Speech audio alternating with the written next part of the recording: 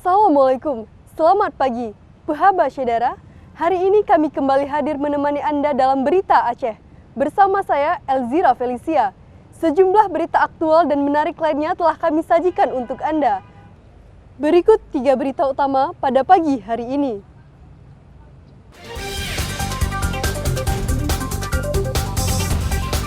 Penyelundupan 31 kg sabu-sabu dari Thailand melalui perairan Aceh Timur digagalkan Polda Aceh.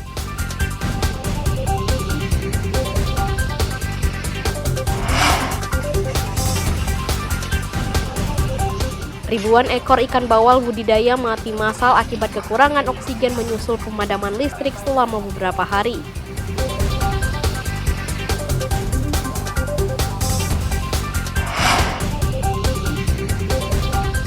Warga pedalaman Kabupaten Nagan Raya lega setelah asa mereka memiliki fasilitas jalan dan jembatan terwujud melalui program TMMD.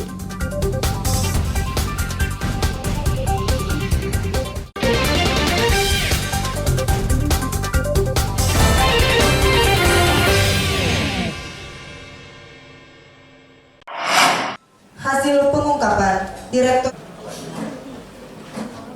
Puluhan kilogram sabu-sabu yang akan diselundupkan dari Thailand ke Indonesia digagalkan polisi. Polisi menangkap 2 pelaku dan menyita 31 kg sabu-sabu dari perairan Perelak beberapa waktu lalu. Penangkapan 2 penyelundup sabu-sabu berinisial MM dan MH setelah petugas Direktorat Res Narkoba Polda Aceh menyamar sebagai nelayan. Setelah beberapa hari mengintai, petugas pun berhasil menyergap pelaku dan barang bukti sabu-sabu. Dari pemeriksaan terhadap kedua tersangka, diketahui bahwa sabu-sabu tersebut diperoleh dari seseorang berinisial F yang saat ini masih buron. Ini tadi 31 kg, kemudian di wilayah Langsa juga 10 kg sabu. Ini baru semester 1 ini. Nanti semester kedua lagi pasti banyak. Jadi kalau teman-teman memonitor ada penangkapan di Medan, di Lampung, itu pasti barang masuk lewat Aceh. Sebelumnya 370 kg ganja disita dari pelaku di Betung Ateh, Kabupaten Nagan Raya dan Lam Teba, Aceh Besar. Ganja seberat 200 kg disita dari kawasan Betung Ateh, Kabupaten Nagan Raya dari seorang tersangka berinisial AM. Di lokasi terpisah, petugas juga mengungkap peredaran ganja seberat 170 kg di Lam Teba, Aceh Besar tanpa menemukan pelaku. Akibat perbuatannya, pelaku dijerat pasal 114 ayat 2, pasal 112 ayat 2 Undang-Undang Nomor 35 Tahun 2009 tentang narkotika dengan ancaman hukuman paling singkat 20 tahun dan paling lama seumur hidup atau hukuman mati. Tim Liputan melaporkan dari Banda Aceh.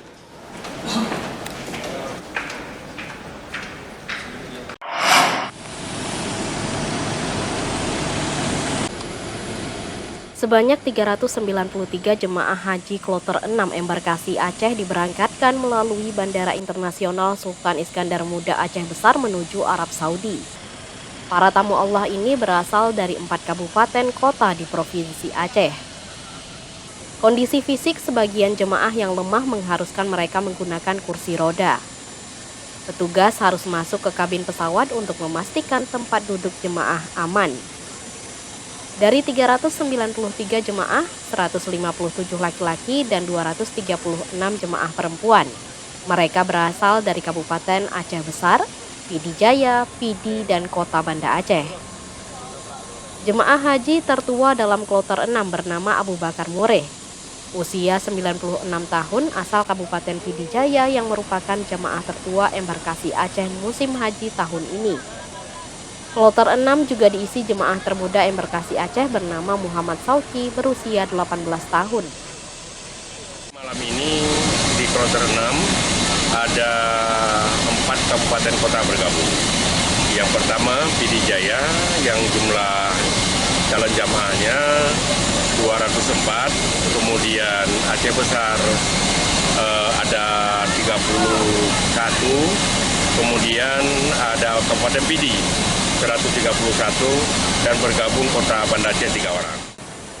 Kloter 6 terdiri dari 161 jemaah berusia 65 tahun sehingga jemaah ini mendapat prioritas sejak dari asrama haji hingga ke kabin pesawat. Kondisi ini juga dilakukan saat jemaah lansia berada di kabin pesawat atau mendapat tempat di kelas bisnis. Sedangkan pembimbing ibadah haji berbaur bersama jemaah di kabin kelas ekonomi. Tim Liputan melaporkan dari Aceh Besar.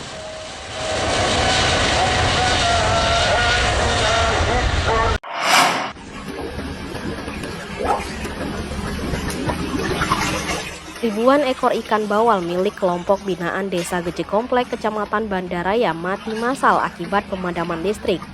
Kejadian ini pun menghebohkan dan viral di media sosial.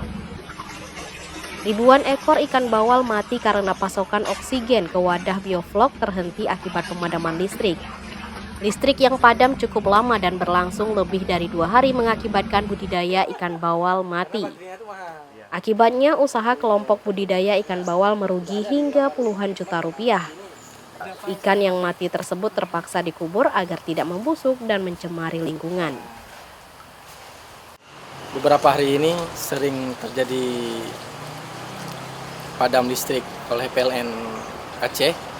Jadi dampak akibatnya ikan bawal yang umurnya sekitar hampir 3 bulan dan mungkin beberapa bulan lagi akan panen, yang seharusnya panen mati diakibatkan kurangnya oksigen. Karena mati listrik, oksigen terganggu.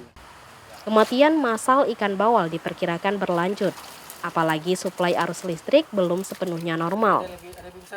Kematian ribuan ikan bawal akibat padamnya listrik mengundang beragam komentar dari warganet.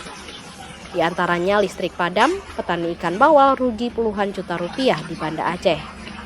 Tim Liputan melaporkan dari Banda Aceh.